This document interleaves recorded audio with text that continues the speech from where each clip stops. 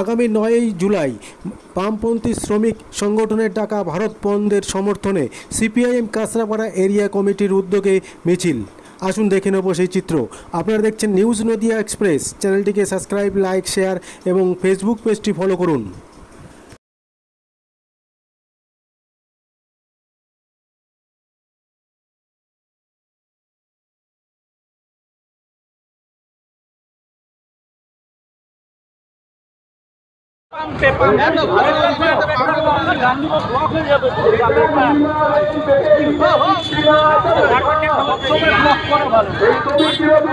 দাবি হচ্ছে শ্রমিকের অর্জিত অধিকার রক্ষা, 8 ঘন্টা কাজের অধিকার রক্ষার দাবিতে আগামী 9 জুলাই যে সর্বভারতীয় ধর্মঘট শ্রমিক সংগঠনগুলোর পক্ষ থেকে ডাকা হয়েছে, সেই দাবি নিয়ে আজকে আমাদের মিছিল হলো।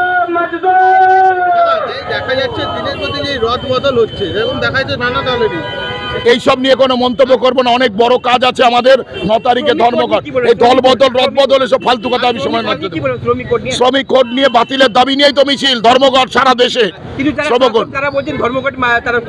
সে তাদের ইচ্ছা, তারা তো অনেক কিছুই করতে দেবেন না। তারা অভর নির্ভর বিচার করতে পারেন না।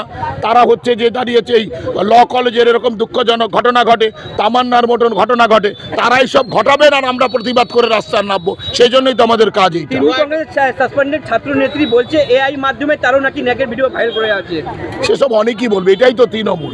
যত কাণ্ড কারখানা কেলেঙ্কারির সব হচ্ছে আস্তানার নাম হচ্ছে তৃণমূল। লক্ষ্মীর ভান্ডার 2000 টাকা করে বাড়াবে, ধরো 2000 টাকা 5000 টাকা বাড়াক না, তাতে অসুবিধা কিছু নেই। লোক পাক, আমাদের কোনো অসুবিধা নেই। কিন্তু এই সব মহিলাদের যে নিপীড়ন নির্যাতন, এর বিরুদ্ধে হচ্ছে লড়াই হবে। তা দিয়ে ভান্ডার দিয়ে এটাকে ঢাকানো যাবে না। সাধারণ মানুষের উদ্দেশ্যে কি বলবেন? সাধারণ মানুষকে বলবো, আসুন আপনারা আগামী 9 তারিখে ধর্মঘট সফল করুন।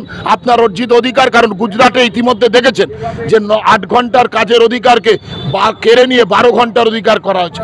মে দিবসের সারা পৃথিবীর যে অর্জিত অধিকার, 8 ঘন্টা কাজ, 8 ঘন্টার বিনোদন এবং 8 ঘন্টার ঘুম, তাকে হচ্ছে কেড়ে নিতে চাইছে বিজেপি সরকার, এবং তৃণমূল তাকে নীরবে সমর্থন করছেন।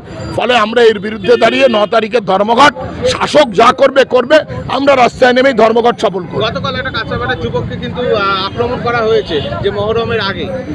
এইসব ঘটনা দুঃখজনক।